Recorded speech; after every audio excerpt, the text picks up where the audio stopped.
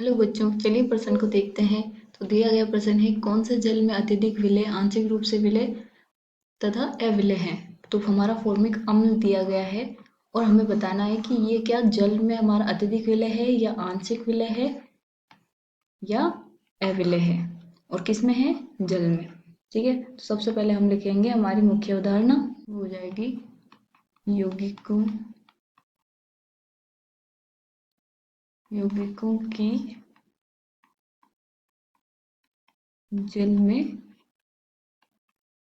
विलयता। अलग अलग प्रकार के यौगिकों की जल में विलयता क्या होती है। कोई जल में आसानी से घुल जाता है, कुछ आंशिक रूप से विलय होता है, कुछ अविलय होता है। तो इसके आधार पर हम देखते हैं कि हमारे क्वेश्चन में क्या दिया गया है।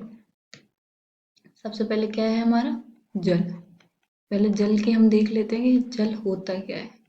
तो जल की संरचना क्या हो जाती है हमारे पास, ओ एच एच, एक लोन पे इधर है और एक लोन पे इधर है।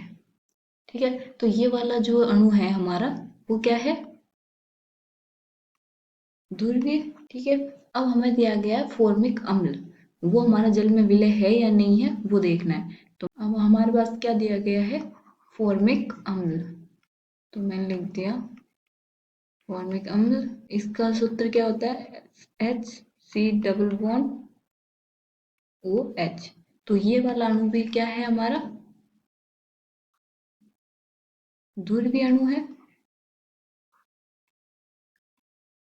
अब हम जानते हैं कि हमारा जो विलय और विलायक की अगर हमारे पास उसकी प्रकृति या प्रवृत्ति सेम हो तो वो क्या करता है, उसमें घुल जाता है आसानी से। तो हम क्या बोलते हैं कि सम्मान सम्मान को बोलता है। तो इसका मतलब क्या है, ध्रुवीय ध्रुवीय में आसानी से घुल जाएगा और अध्रुवीय ध्रुवीय में अविलय होगा।